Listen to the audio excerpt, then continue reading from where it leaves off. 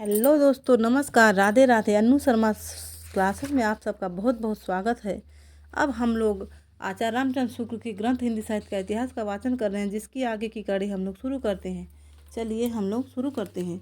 हम लोगों ने पहले पुष्कर कवि को पढ़ा था। अब आज हम लोग सुंदर नामक रचनाकार के बारे में जानेंगे। सुंदर ये ग्वालियर के ब्राह्मण थे और शाहजहाँ के दरबार में कविता सुनाया करते थे। इन्हें बादशाह ने पहले कविराय और फिर महाकविराय की पदवी दी थी। इन्होंने संवत 1688 में सुंदर श्रृंगार, इनकी रचना का क्या नाम है, सुंदर श्रृंगार नामक नायिका भेद का एक ग्रंथ लिखा। कवि ने रचना की तिथि इस प्रकार दी है: संवत 1600 बरस बीते 78 सीत कार्तिक सुदी सतमी गुरो रचे ग्रंथ करी प्रीति।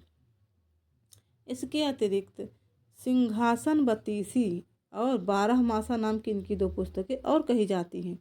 तो सुंदर जी की रचनाएं कौन कौन सी हैं? एक है सुंदर श्रृंगार, दूसरी सिंहासन बत्तीसी और तीसरी 12 मासा। और कही जाता है यमक और अनुप्रास की ओर इनकी कुछ विशेष प्रवृत्ति जान पड़ती है। इनकी रचना शब्द चमत्कार पूर्ण है। एक उदाहरण दिया जाता है: काके गए बसन पलट आए बसन सु, मेरो कछु बसन रसन उर लागे हव, भौहें तर छौहें कवि सुंदर सुजान सोहें, कछु अल सोहें गौ हैं जाके रस पागे हव, परसों में पाए हूँ ते परसों में पाए गही, परसों वे पाए निसी जाके अनुरागे हव, कौन बनता के हव जू, कौन बनता के हव सु, कौन बनता के बनी ताके संग जागे हूँ। तो इनकी रचनाएं मुख्य हैं और इनके बारे में हो सकता है पंक्तियां दे दे, लेकिन हाँ लालच दास या लक्षोदय जो हैं इनके बारे में पढ़ते हैं। अब ये मेवाड़ के महाराणा जगत सिंह संवत 1685 से 1709 की, इनका मतलब इनका समय संवत 1685 से 1709 तक है, कि माता जाम्बवंती जी के प्रधान श्रावक हंसराज के भाई डूंगर जी के पुत्र थे।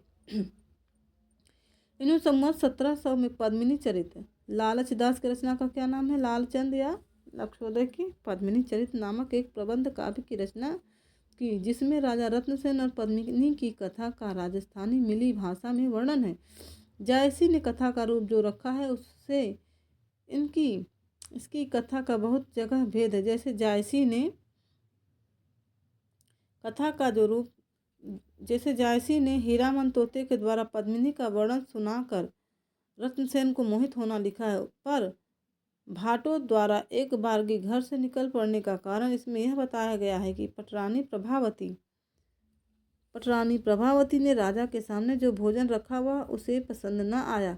इस पर रानी ने चिढ़कर कहा कि यदि मेरा भोजन अच्छा नहीं लगता तो कोई पद्मिनी ब्याह लाओ। तब तड़की बोली तिसे जी राखी मन धरि रोष, नारी आड़ो कान बीजी द्यो मन झूठो दोष, हमें कलेवी जीड़ा नहीं जी, किसु करी जे बाद, पद्मिनी का पर्णो न बीजी जिमि भोजन होए स्वाद। इस पर रत्नसेन यह कहकर उठ खड़ा हुआ, राणो तो हूँ रतनसी पर्णु पद्मिनी नारी। राजा समुद्र तट पर जा पहुंचा, जहां से अवघड़ नाथ सिद्ध ने अपने योग बल से उसे सिंघल द्वीप पहुंचा दिया, जहां राजा की बहन पद्मिनी के स्वयंवर की मुनादी हो रही थी। सिंघल दीप नु राजियो रे, सिंघल सिंह समान रे, तक्षु बहन छे पद्मिनी रे, रूपे रंभ समान रे, जोबन लहरिया जाए छे रे, ते परसों भरतार रे, पर तज्ञा जे पूर्वे रे, तासु बन रे बरमाल रे। राजा अपना पराक्रम दिखाकर पद्मिनी को प्राप्त करता है। इसी प्रकार जयसी के वृत्त से और भी कई बातों में भेद है। इस चरित्र की रचना गीति काव्य के रूप में समझनी चाहिए। सूफी रचनाओं के अतिरिक्त भक्ति काल के अन्य आख्यानक काव्य, आश्रयदाता राजाओं के चरित्र काव्य तथा ऐतिहासिक या पौराणिक आख्यान काव्य लिखने की जैसी परंपरा हिंदुओं में बहुत प्राचीन काल से चली आती थी, वैसी पद्यबद्ध कल्पित कहानियाँ लिखने की नहीं थी। ऐसी कहानियाँ मिलती हैं पर बहुत कम। इसका अर्थ यह नहीं कि प्रसंगों या वृत्तों की कल्पना की प्रवृत्ति कम थी। ऐसी कल्पना किसी ऐतिहासिक या पौराणिक पुरुष या घटना पर का कुछ कभी कभी अत्यंत अल्प सहारा लेकर खड़ी की जाती थी। कहीं कहीं तो केवल कुछ नाम ही ऐतिहासिक या पौराणिक रहते थे, वृत्त सारा कल्पित रहता था, जैसे ईश्वरदास कृत सरस्वती कथा। आत्मकथा का विकास भी नहीं पाया जाता, केवल जैन कवि बनारसी दास का अर्धकथानक मिलता है। नीचे कुछ आख्यानक काव्यों का उल्लेख किया जाता है, जैसे रामचरितमानस जी तुलसी जी का है और हरिचरित लालच दास जी का है। रुक्मिणी मंगल नरहरिदास का, धोला मारू राह दूहा जो है वो प्राचीन है, लेकिन कुशल लाभ जी ने बाद में उसको बनाया था, ऐसा सुनने में आता है। और फिर लक्ष्मण सिंह पद्मावती दामोदर कवि की रचना है। सत्यवती कथा ईश्वरदास की है। अर्धकथानक बनारसी दास जी की रचना है। फिर यहाँ पे आ गया रुक्मिणी मंगल नंददास जी की है। सुदामा चरित नरोत्तम दास जी की है। रामचंद्रिका केशव दास जी की रचना है। वीर सिंह देव चरित केशव की रचना है। माधवानंद मकाम कंदला आलम का रस रतन पुहकर कवि, हम लोग पीछे पढ़े ना रस रतन पुहकर कवि जी का, है ना। और फिर पद्मिनी चरित अभी लालचंद के बारे में पढ़ा हम लोगों ने, उन्हीं का है। और कनक मंजरी काशीराम जी का है। बेली कृष्ण रुक्मणी री जोधपुर के राठौर राजा पृथ्वीराज जी की रचना है। ऊपर दी हुई सूची में ढोला मारू राडुहा और बेली कृष्ण रुक्मणी री राजस्थानी भाषा में। ढोला मारू की प्रेम कथा राजपुताने में बहुत प्रचलित है। दोहे बहुत पुराने हैं, यह बात उनकी भाषा से पाई जाती है। बहुत दिनों तक मुखग्राही रहने के कारण बहुत से दोहे लुप्त हो गए थे, जिससे कथा की श्रृंखला बीच बीच में खंडित हो गई थी। इसी से संवत 1618 में लगभग जैन कवि, देखिए कुशल लाभ कौन से कवि थे, तो जैन कवि ने बीच बीच में चौपाइयाँ रचकर जोड़ दी। दोहों की प्राचीनता का अनुमान इस बात से हो सकता है कि कबीर की साखियों में ढोला मारू के बहुत से दोहे ज्यों के त्यों मिलते हैं। बेली कृष्ण रुक्मिणी री जोधपुर के राठौर राजवंशीय स्वदेशाभिमानी कवि पृथ्वीराज की रचना है, जिनका महाराणा प्रताप को क्षोभ से भरा पत्र लिखना इतिहास प्रसिद्ध है। रचना प्रौढ़ भी है और मार्मिक भी। इसमें श्री कृष्ण और रुक्मिणी के विवाह की कथा है। पद्मिनी चरित की भाषा भी राजस्थानी मिली है। अब हम लोग उत्तर मध्यकाल में चलते हैं, जिसका संवत 1700 से 1900 है ना, उत्तर मध्यकाल। इसको भी पूछ लिया जाता है, इसलिए आप लोग इसका ध्यान रखिएगा। अब सामान्य परिचय, प्रकरण 1 में क्या दिया है उत्तर मध्यकाल में? सामान्य परिचय। हिंदी काव्य अब पूर्ण प्रौढ़ता को पहुंच गया था। संवत 1598 में कृपाराम थोड़ा बहुत रस निरूपण भी कर चुके थे। उसी समय के लगभग चरखारी के मोहनलाल मिश्र ने श्रृंगार सागर नामक एक ग्रंथ श्रृंगार संबंधी लिखा। नरहरि कवि के साथ ही कर्नेश कवि ने, अब देखिए कर्नेश का कर्णाभरण है, कुछ रचनाएं दी जा रही हैं जो आप लोग अगर नोट किए हैं तो अच्छी बात है, नहीं तो नोट करते चलिएगा। तो चरखारी के मोहनलाल जी ने क्या लिखा था? श्रृंगार सागर और श्रृंगार संबंधी, है ना। उसके बाद नरहरि के कवि साथी कर्नेश ने क्या लिखा था? कर्णाभरण, श्रुति भूषण और भूभूषण। कर्नेश जी के किन 3 रचनाओं का नाम यहाँ पे दिया है, एक कर्णाभरण है, एक श्रुति भूषण है और एक भूभूषण नामक 3 ग्रंथ अलंकार संबंधी लिखे थे। रस निरूपण और अलंकार निरूपण का इस प्रकार सूत्रपात हो जाने पर केशवदास जी ने काव्य के सब अंग का निरूपण शास्त्रीय पद्धति पर किया। उसमें संदेह नहीं कि काव्य रीति का सम्यक समावेश पहल आचार्य केशव ने ही किया, पर हिंदी रीति ग्रंथों की अविरल और अखंडित परंपरा का प्रवाह केशव की कवि प्रिया से प्रायः 50 वर्ष पीछे चला, और वह भी एक भिन्न आदर्श को लेकर, केशव के आदर्श को लेकर नहीं। केशव के प्रसंग में यह पहले कहा जा चुका है कि वे काव्य में अलंकारों का स्थान प्रधान समझने वाले चमत्कारी कवि थे। वे उनकी इस मनोवृत्ति के कारण ही हिंदी साहित्य के इतिहास में एक विचित्र संयोग घटित हुआ। संस्कृत साहित्य के विकास क्रम की एक संक्षिप्त उद्धरणी हो गई। साहित्य की मीमांसा क्रमशः बढ़ते बढ़ते जिस स्थिति पर पहुंच गई थी, उस स्थिति से सामग्री न लेकर केशव ने उसके पूर्व की स्थिति से सामग्री ली। उन्होंने हिंदी के पाठकों को काव्यांग निरूपण की उस पूर्ण दशा का परिचय कराया जो भामह और उद्भट के समय में थी। उस उत्तर दशा का नहीं जो आनंदवर्धनाचार्य, मम्मट और विश्वनाथ द्वारा विकसित हुई थी। भामह और उद्भट के समय में अलंकार का स्पष्ट भेद नहीं हुआ। इस रीति अलंकार आदि सबके लिए अलंकार शब्द का व्यवहार होता था। यही बात हम केशव की कवि प्रिया में भी पाते हैं। उसमें अलंकार के सामान्य और विशेष दो भेद करके सामान्य के अंतर्गत वर्ण विषय और विशेष के अंतर्गत वास्तविक अलंकार रखे गए हैं। पर केशवदास के उपरांत तत्काल रीति ग्रंथों की परंपरा चली नहीं। कवि प्रिया के 50 वर्ष पीछे उसकी अखंड परंपरा का आरंभ हुआ। यह परंपरा केशव के दिखाए हुए पुराने आचार्यों धामह उद्भट आदि के मार्ग पर न चलकर परवर्ती आचार्यों के परिष्कृत मार्ग पर चली, जिसमें अलंकार अलंकार्य का भेद हो गया था। हिंदी के अलंकार ग्रंथ अधिकतर चंद्रालोक और कुवलयानंद के आधार पर पाया जाता है। काव्य के स्वरूप और अंगों के संबंध में हिंदी के रीतिकार कवियों ने संस्कृत के इन परवर्ती ग्रंथों का मत ग्रहण किया। इस प्रकार दैवयोग से संस्कृत साहित्य शास्त्र के इतिहास की संक्षिप्त उद्धरणी हिंदी में हो गई। हिंदी रीति ग्रंथों की परंपरा चिंतामणि त्रिपाठी से चली। अब देखिए आचार्य शुक्ल जी हिंदी रीति ग्रंथों की परंपरा किससे मानते हैं, तो चिंतामणि त्रिपाठी से। अतः रीति काल का आरंभ उन्हीं से मानना चाहिए। उन्होंने संवत 1700 के कुछ आगे पीछे काव्य विवेक, कवि कल्पतरु और काव्य प्रकाश चिंतामणि की 3 रचनाओं के बारे में यहाँ पर चर्चा शुक्ल जी ने की है।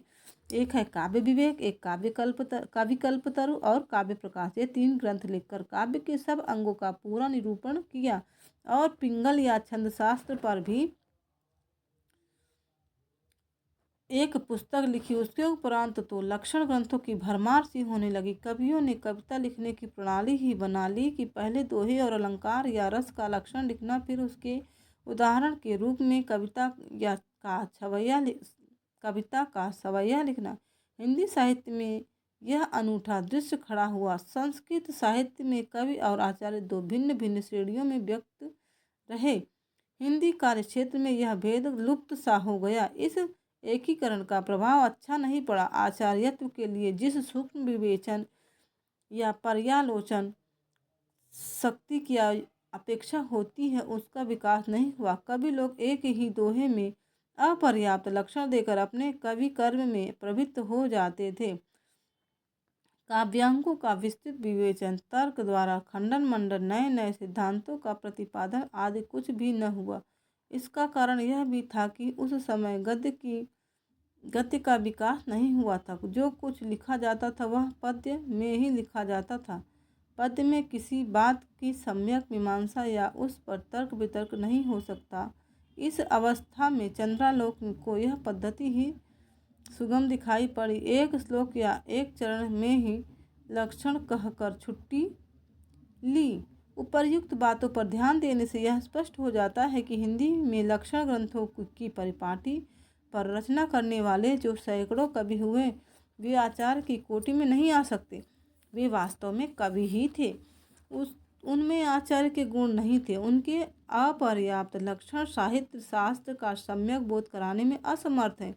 बहुत स्थानों पर तो उनके द्वारा अलंकार आदि के स्वरूप का भी ठीक ठीक बोध नहीं हो सकता। कहीं कहीं तो उदाहरण भी ठीक नहीं है।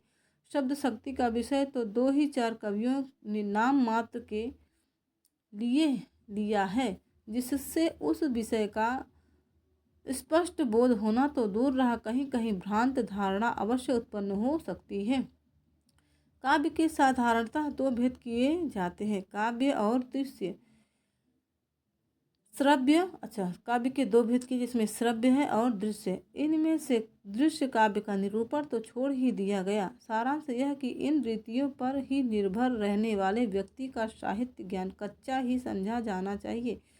यह सब लिखने का अभिप्राय यहाँ केवल इतना ही है कि यह न समझा जाए कि रीति काल के भीतर साहित्य शास्त्र पर गंभीर और विस्तृत विवेचन तथा नई नई बातों की उद्भावना होती रही।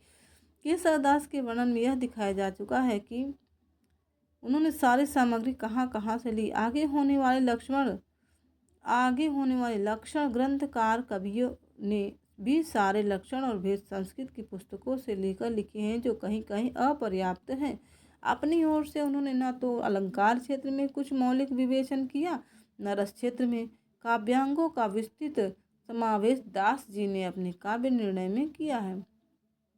अलंकारों को जिस प्रकार उन्होंने बहुत से छोटे छोटे प्रकरणों में बांट कर रखा है, उससे भ्रम हो सकता है कि शायद किसी आधार पर उन्होंने अलंकारों का वर्गीकरण किया है, पर वास्तव में उन्होंने किसी प्रकार के वर्गीकरण का प्रयत्न नहीं किया। दास जी की एक नई योजना अवश्य ध्यान देने योग्य है। संस्कृत काव्य में अंत्यानुप्रास या तुक का चलन नहीं था, इससे संस्कृत के साहित्य ग्रंथों में उसका विचार नहीं हुआ, पर हिंदी काव्य में वह बराबर आरंभ से ही मिलता है।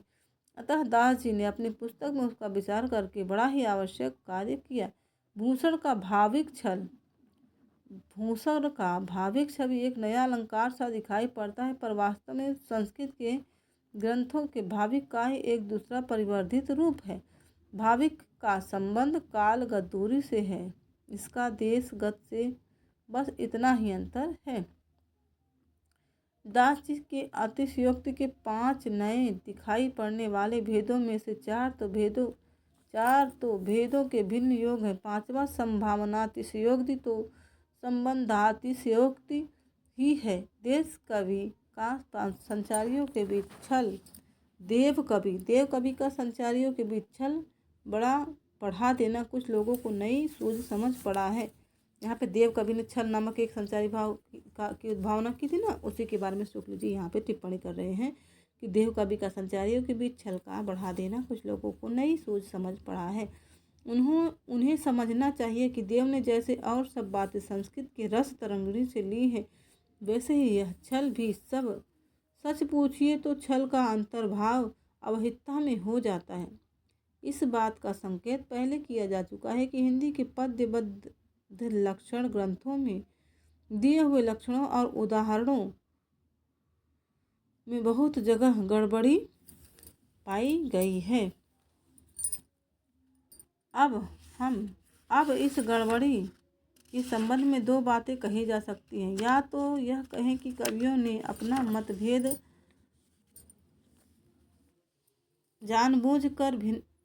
मतभेद प्रकट करने के लिए जानबूझकर भिन्नता कर दी है, अथवा प्रमादवश और समझकर मतभेद तो तब कहा जाता जब कहीं कोई नूतन विचार पद्धति मिलती। इसका दूसरा कारण ही ठहरता है। कुछ उदाहरणों से यह स्पष्ट हो जाएगा। केशवदास ने रूपक के 3 भेद दंडी से लिए हैं: अद्भुत रूपक, विरुद्ध रूपक और रूपक रूपक। इनमें से प्रथम का लक्षण भी स्वरूप रूपक नहीं करता और उदाहरण भी अधिक ताद्रूप्य रूपक का हो गया है। विरुद्ध रूपक भी दंडी से नहीं मिलता और रूपकातिशयोक्ति हो गया है। रूपक दंडी के अनुसार वहाँ होता है जहाँ प्रस्तुत पर एक अप्रस्तुत का आरोप करके फिर दूसरे अप्रस्तुत का भी आरोप कर दिया जाता है। केशव के न तो लक्षण से यह बात प्रकट होती है, न उदाहरण से।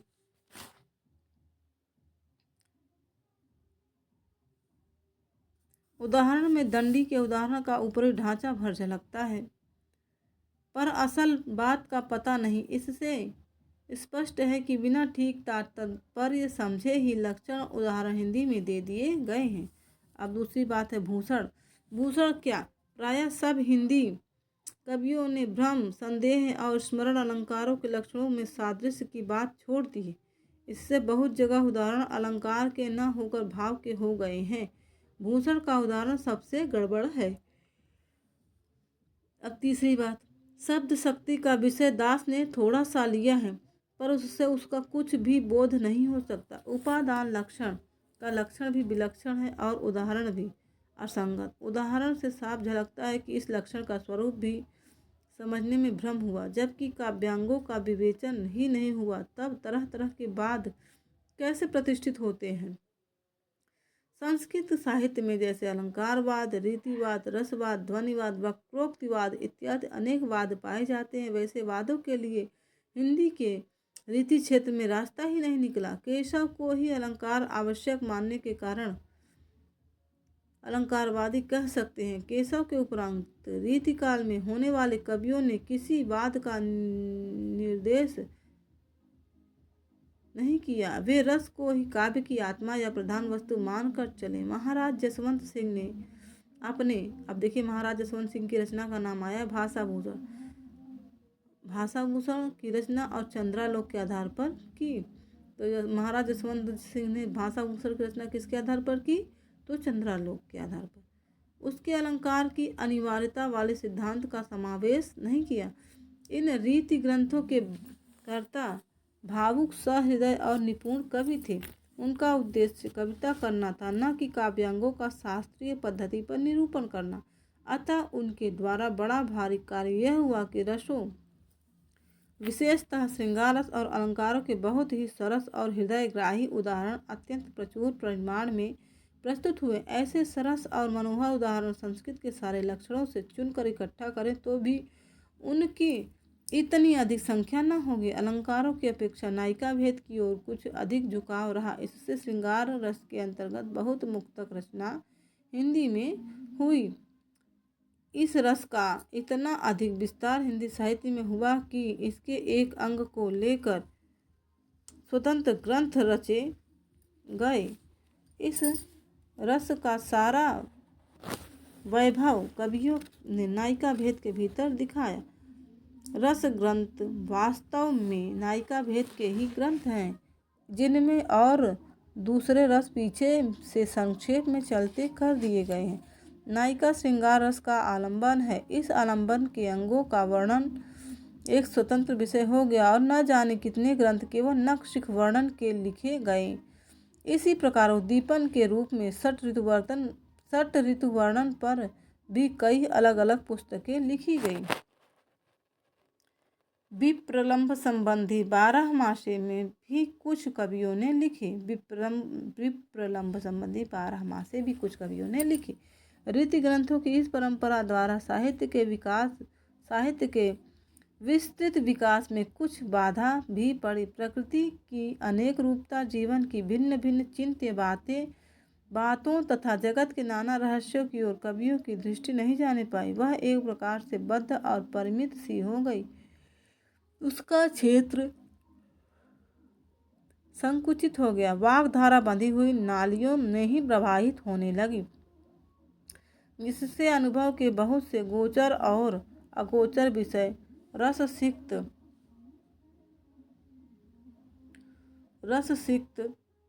होकर सामने आने से रह गए। दूसरी बात यह हुई कि कवियों की व्यक्तिगत विशेषता की अभिव्यक्ति का अवसर बहुत ही कम रह गया। कुछ कवियों के बीच भाषा शैली, पद विन्यास, अलंकार विधान आदि बाहरी बातों का भेद हम थोड़ा बहुत दिखा सके,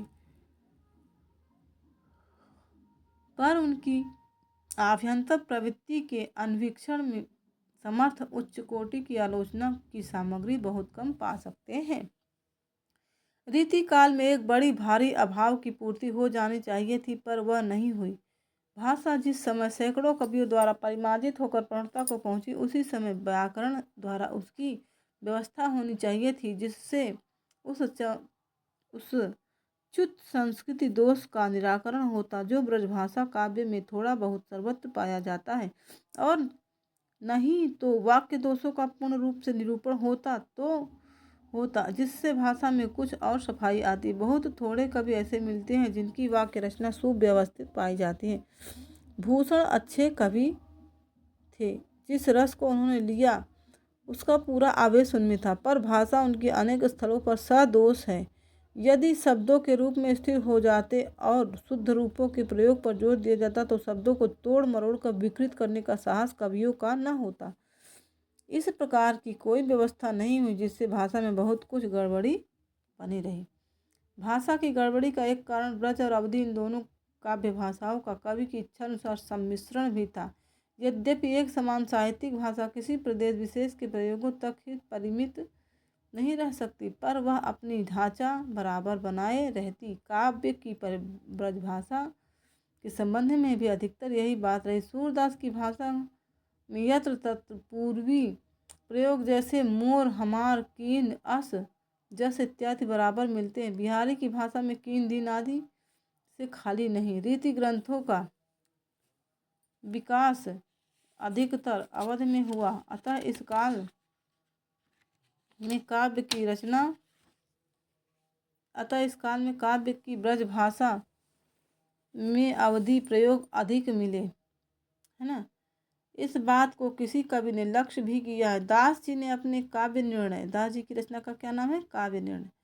काव्य निर्णय में काव्य भाषा पर भी कुछ दृष्टिपात किया है। मिश्रित भाषा के समर्थन में ये कहते हैं, ब्रज भाषा रुचिर कहे सुमति सब कोय, मिल संस्कृत पारस्यो पय अति प्रकट जो होय, ब्रज मागधी मिले अमर नाग यमन भाखान, सहज पारसी हूँ मिले सट विध कहत बखान। उक्त दोहों में मागधी शब्द से पूर्वी भाषा का अभिप्राय है। अवधि अर्धमागधी से निकली मानी जाती है और पूर्वी हिंदी के अंतर्गत जबादानी के लिए ब्रज का निवास आवश्यक नहीं है। आप्त कवियों की वाणी भी प्रमाण है इस बात को दास जी ने स्पष्ट कहा है।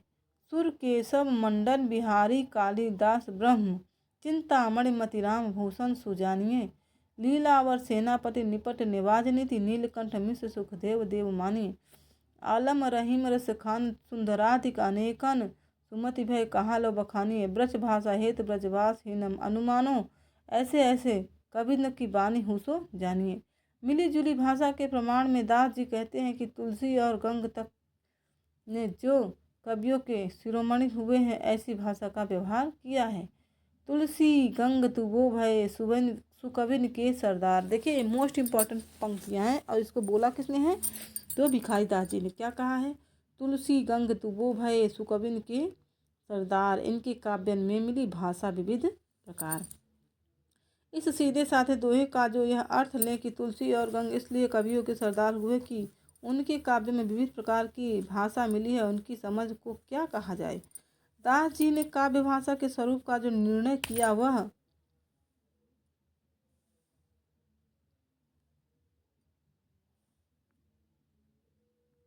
हो जाइए दोस्तों थोड़ा सा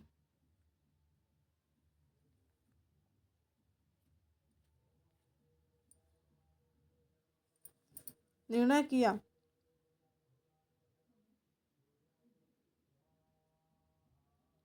वह कोई 100 वर्षों की काव्य परंपरा के पर्यालोचन के उपरांत, अतः उनका स्वरूप निरूपण तो बहुत ठीक है। उन्होंने काव्य भाषा ब्रजभाषा ही कही है, जिसमें और भाषाओं के शब्दों का भी मेल हो सकता है, पर भाषा संबंधी और अधिक मीमांसा न होने के कारण कवियों ने अपने को अन्य बोलियों के शब्दों तक ही परिमित नहीं रखा। उनके कारक चिन्हों और क्रिया के रूपों का भी वे मनमाना व्यवहार बराबर करते रहे हैं। ऐसा वे केवल सौंदर्य की दृष्टि से करते थे, किसी सिद्धांत के अनुसार नहीं।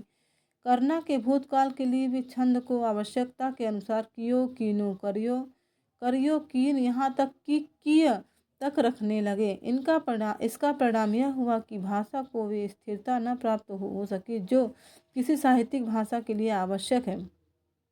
रूपों के स्थिर न होने से यदि कोई विदेशी काव्य की ब्रजभाषा का अध्ययन करना चाहे तो उसे कितनी कठिनता होगी। भक्ति काल की प्रारंभिक अवस्था में ही किस प्रकार मुसलमानों के संसर्ग में कुछ फारसी के शब्द और चलन भाव मिलने लगे थे, इसका उल्लेख हो चुका। नामदेव और कबीर आदि की तो बात ही क्या, तुलसीदास ने भी गनी गरीब साहब इत्यादि उम्र दराज आदि बहुत से शब्दों का प्रयोग किया।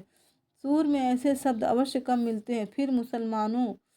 फिर मुसलमानी राज्य की दृढ़ता के साथ साथ इस प्रकार के शब्दों का व्यवहार ज्यों ज्यों बढ़ता गया त्यों त्यों कभी लोग उन्हें अधिकाधिक स्थान देने लगे। राजा महाराजाओं के दरबार में विरोधी शिष्टता और सभ्यता के व्यवहार का अनुकरण हुआ और फारसी के लच्छेदार शब्द वहाँ चारों ओर सुनाई देने लगे। अतः भाट या कभी लोग आयुष्मान और जय जयकार तक ही अपने को कैसे रख सकते थे। वे भी दरबार में खड़े होकर उमर दराज महाराज तेरी चाहिए पुकारने लगे।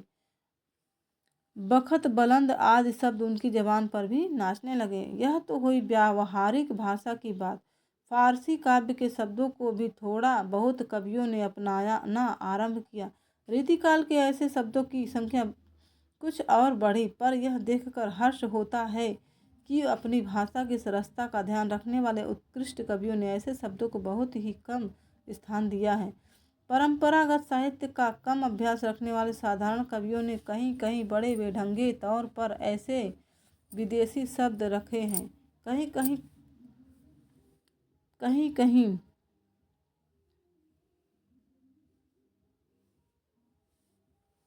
ये क्या लिखा है, खुशबोयन, कहीं कहीं खुशबोयन आदि उनके विकृत शब्दों को देखकर शिक्षितों को एक प्रकार की विरक्ति सी होती है और उनकी कविता गंवारों की रचनाशील लगती है। शब्दों के साथ साथ कुछ थोड़े से कवियों ने इश्क की शायरी की पूरी अलंकार सामग्री तक उठाकर रख ली है और उनके भाव भी बंध गए हैं। रसनिधि ने कौन सी रचना की थी? रतन हजारा। रसनिधि कृत रतन हजारा में यह बात अरुचिकर मात्रा में पाई जाती है। बिहारी ऐसे परम उत्कृष्ट कवि भी यद्यपि फारसी भावों के प्रयास से नहीं बचे हैं, पर उन्होंने उन भावों को अपने देसी सांचे में ढाल लिया जिससे वे खटकते क्या, सहसा लक्ष्य भी नहीं होते। उनकी विरहताप की अत्युक्तियों में दूर की सूझ और नाजुक ख्याली बहुत कुछ फारसी की शैली की है, पर बिहारी रस भंग करने वाले विभत्स रूप कहीं नहीं लाए हैं। यहाँ तक यह उल्लेख कर देना भी आवश्यक जान पड़ता है कि रीतिकाल के कवियों के प्रिय छंद कवित्व और सवैये ही रहे हैं। कवित्व तो श्रृंगार और वीर दोनों रसों के लिए समान रूप से उपयुक्त माना गया था। वास्तव में पढ़ने के ढंग में थोड़ा विभेद कर देने से उसमें दोनों के अनुकूल नाद सौंदर्य पाया जाता है। सवैया श्रृंगार के करुण इन दो कोमल रसों के लिए बहुत उपयुक्त होता है। यद्यपि वीर रस की कविता में भी इसका व्यवहार कवियों ने जहाँ तहाँ किया है। वास्तव में श्रृंगार और वीर इन्हीं दो रसों की कविता इस काल में हुई। प्रधानता श्रृंगार की ही रही। इससे इस काल को रस के विचार से कोई श्रृंगार काल कहे तो कह सकता है। श्रृंगार के वर्णन को बहुतेरे कवियों ने अश्लीलता की सीमा तक पहुंचा दिया था। इसका कारण जनता की रुचि थी, जिनके लिए कर्मण्यता और वीरता का जीवन बहुत कम रह गया था। तो ये रहा हमारा परिचय। अब हम लोग रीति ग्रंथकारों के बारे में नेक्स्ट वीडियो में पढ़ेंगे। तब तक के लिए राधे राधे दोस्तों। हैप्पी होली आप सबको। आज होली का त्यौहार है और अनु शर्मा क्लासेस की ओर से सभी मित्रों को होली की बहुत बहुत शुभकामनाएं।